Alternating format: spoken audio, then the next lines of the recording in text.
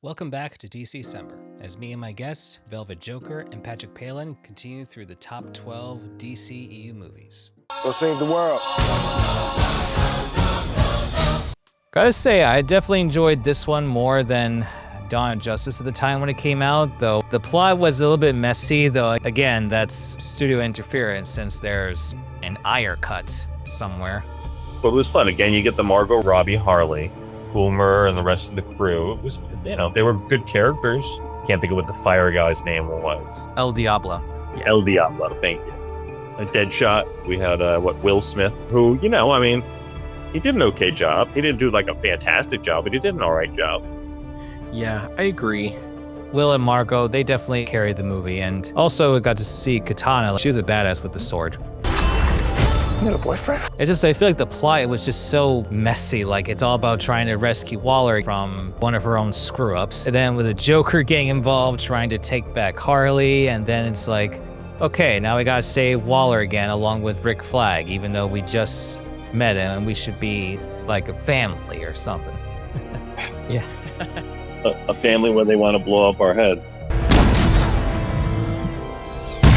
There's a lot of moving parts in that movie. Even though it feels pretty messy and it's not the most cohesive plot, I think it was my first introduction at the time to a lot of these other characters that are kind of B or C tier in terms of popularity, right? Like, they're not usually the up front and center characters like that you're going to see at the comic store, but they're really, really interesting. So being able to go from that to the other DC titles like the Birds of Prey or any of the appearances with Katana, I'm grateful for that.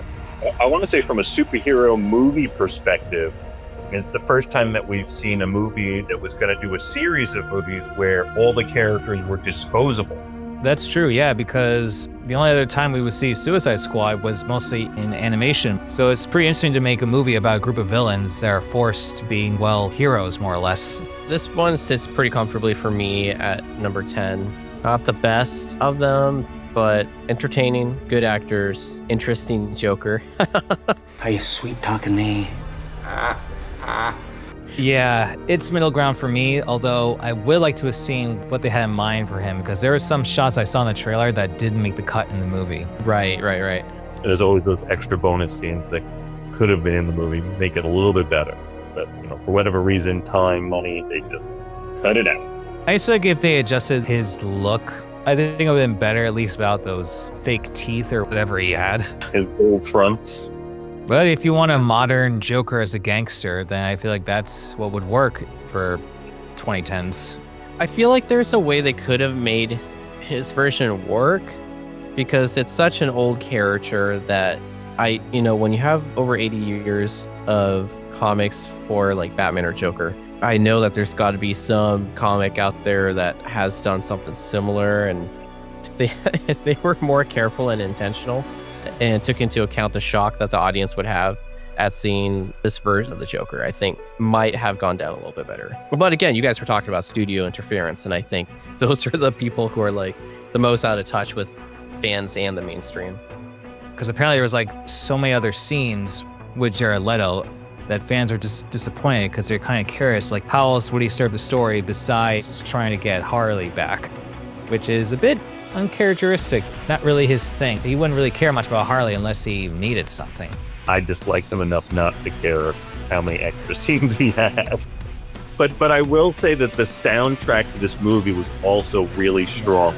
Totally agree. It's so interesting that this was kind of like the studio's attempt to add a lighter, more fun kind of DCU movie, but like without that James Gunn type of like famous angle to it, right? It would be interesting to see the director's cut, because I feel like they were going for a lighter tone before they were really trying to go so heavily in that direction, in the style of Marvel. Apparently, I think that's because after the release of Deadpool, some of the producers thought that we need to make this movie like Deadpool. So because of that, I think there were some reshoots in mind, but given what we got, who knows, maybe we should have stuck with the original just to see what that would have been like.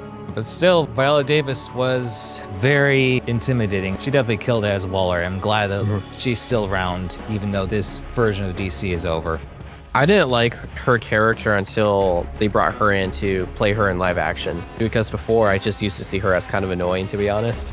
Like, I don't think I was really seeing the best versions of her in either the comics or the DC animated films, but the way she played it in this movie was really cool. Viola Davis cemented it. There was, I don't remember which animated movie it was. I think it might have been one of the Suicide Squad ones, where she's having this conversation where Batman comes into her office and Batman sort of threatens to like blow up her whole like everything. And she's like, sure, go ahead. And what about you, Bruce Wayne? And she starts like breaking all his stuff down. And I was like, oh man, she is like cold, calculated, breaking him down. And he just ends up walking out. So I was like, and then when she was live action, she just felt so formidable. And I'm really happy that she survived the jump from the old DC to the new DC, and I'm excited to see when they eventually do get Waller on the more forward docket, what that's going to be all about. I agree, yeah, because how you describe it, that's why I felt when I saw that post-credit scene with her and Ben Affleck. Now, what about Enchantress?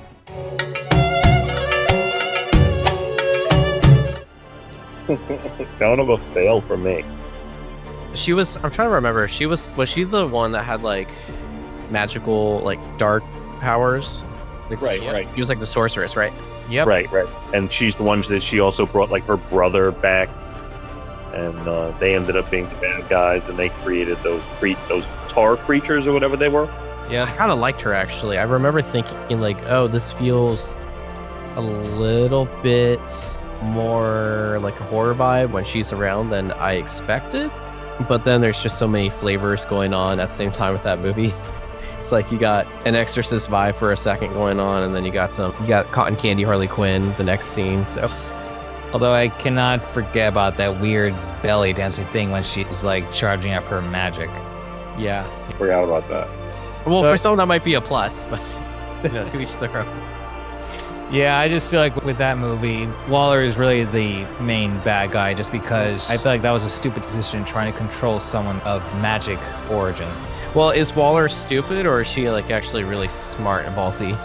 I feel like she kind of walks the line. All depends on her writer that day. Yeah, pretty much. But she's a survivor, somehow. Yeah. She's got a foot in both multiverses. How are you not dead? Thanks for watching today's episode.